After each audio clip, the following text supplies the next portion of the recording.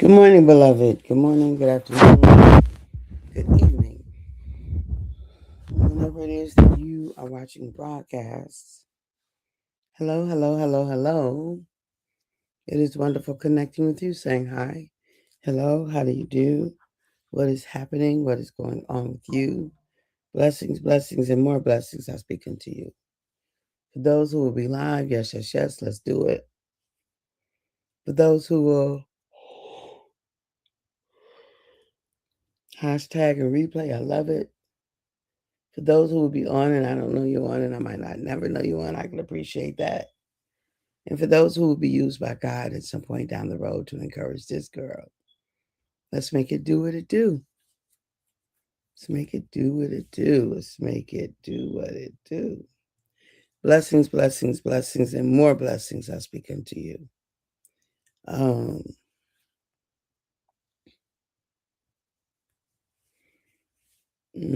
okay. So,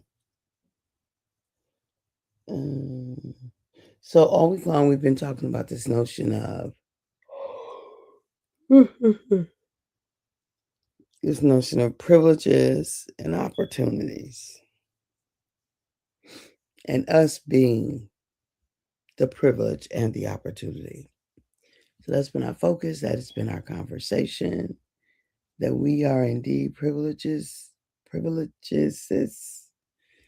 We are privileges, and we are opportunities, right? Um, so recognizing and leveraging us as both privileges and opportunity, I believe. Good morning, Erica. Hey, honey bun. Good to see you this morning. Love you right back. I believe really positions us differently. Lena. Hey, Lena. Good morning. So good to see you. I believe that it really positions us differently when we recognize ourselves as both privilege and opportunity. Both of us, I mean, both states. We are indeed a privilege and we have privileges. So we're privileged. Um, so people are privileged to be able to do life with us, as we are privileged to be able to do life with them. When we think about that, um, that life of itself is a privilege. It really is. And we have so many privileges in life. So we've talked about our senses, the sight, the sound, the smell, the taste, the touch.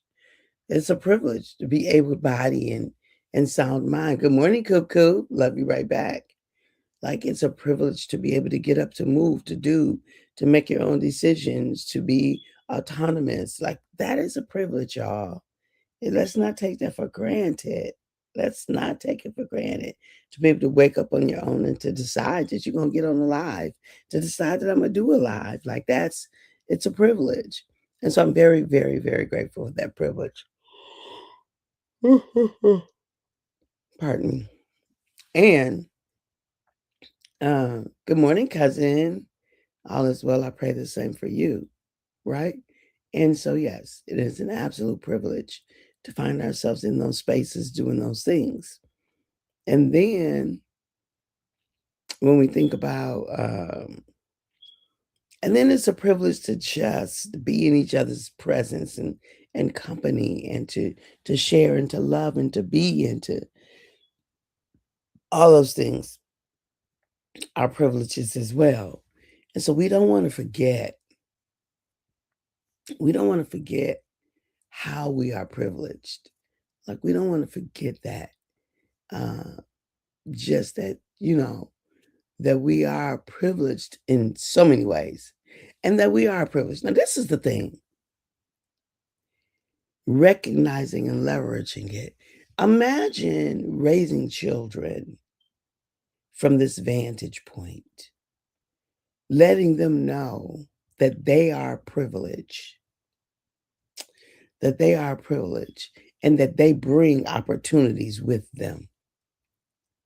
Lynn said, "Good morning, cousin." Good morning. Are you here, cousin? Oh, she's there. Good morning, cousin. Good morning. Oh, that's beautiful. I love it. I love it. Good morning, cousins. Margie and my cousins Margie and Lynn are together with each other, and so they are enjoying the privileges of each other's company and being in the same space. Like they've made a choice for this to happen, and that's a blessing. She's in West Virginia. Yeah, yeah, yeah. I got that she's there with you. Yeah. So it's a privilege to decide, whatever that decision making was, that they were going to be together, they were going to spend time together, that they were going to love on each other. And Miss Margie Woods Clemens is the hostess with the mostest. She gonna make sure that you eat, that you got a place to stay, that you get picked up, that you get all your needs met. Good morning, Christopher. Hey, honey. Good to see you this morning. Uh, and so I love it, right? I love it. I absolutely love recognizing that we are privileges. And so, again, thank you for the love. Again, imagine what it's like to raise children with them having the knowledge that they are privileged. Like it's a privilege to be your mom. It's a privilege to be your dad. It's a privilege to be your auntie. It's a privilege to be your uncle, your grandma, your brother, your sister. Like it's a privilege. I love you and you are well loved and you are privileged. Like we are blessed because because you came. We're blessed because we get so since Sunday night, yes, since Sunday night, I've had the privilege of um, keeping a watchful eye over a 3-month-old and over a 3-year-old, and and the privilege. It's interesting because when you think about the privilege of something, it also has responsibility. You are privileged. You are a privilege, and you are privileged. And that comes with responsibilities. And it comes with responsibilities. It's not a light thing, right? So I've had the privilege of caring for those little ones. Primarily, the 3-month-old has been my focus, and definitely, I it was more shared responsibility with the 3-year-old. But the privilege of caring for someone's 3-month-old and the responsibility and the weight of it. And the weight of it. It's a heavy weight. Like it ain't no light thing, it ain't no little thing. And so when we think about those things, right? When we think about that, and letting them know, like, yeah, it cost me some sleep, it cost me some time. And I was talking to somebody, I was like, this is for young people. Like this this 24/7, 7 days a week is for young. You need energy because although I could do it, I couldn't do much of anything else. I remember, raising Kim, and I did a lot of other things. I did a lot of other things at the same time. I don't know if it's the change, the age, the whatever, the being out of practice or whatever, but I'm like, this all I can do. It's all I can do. Um, and do it well. And I'm okay with that. I'm okay with that. But this is the thing. I think about caring for her over these last 4 or 5 days, and it has indeed been a privilege. And she's a privilege. And I'm talking in past tense because last night, I was done. Today I go back to my normal work, to my normal job, which is uh, which also is a privilege, right? It really is a privilege. I serve as a therapist, and so I have the privilege of sitting with others and walking with them through whatever they bring into the therapeutic encounter. And it's a privilege and a blessing. It really is. It's a privilege, it's an honor, it's a blessing. Just like so it was with being with the little ones. And so look, in whatever situation we find ourselves in, imagine what it's like. Imagine what it's like to know that you are privileged to be there. I'm privileged to serve as a therapist. I am. I am. It's an honor to do that. They're privileged to get me as well because I'm a darn good therapist. I'm just saying. I'm just saying. Right. And so owning that, but I'm not everybody's therapist, right? For some people who would be with me, it wouldn't work. Some people who would, you know, who would find themselves in therapeutic encounter with me, they be like, Lena says, heck yeah. Some people would be like, she don't work for me. I need this, I need that, I need this, I need that. And it's a privilege to know that, right? It's a privilege to know like what works for you, what doesn't work for you, what you bring, what you don't bring.